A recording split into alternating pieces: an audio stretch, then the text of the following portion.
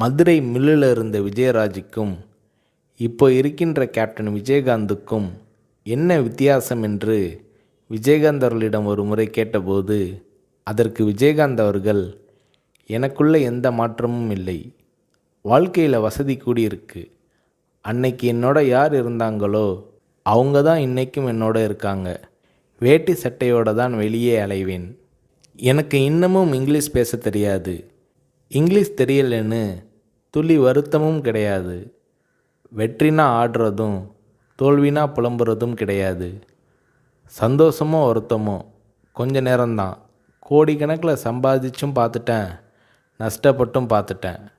எங்கேயும் நின்றுடாத, நடந்துக்கிட்டே இருங்கிறது தான் என்னோட தத்துவம், நான் ஓடிக்கிட்டே இருக்கேன் என்கிறார் விஜயகாந்த்.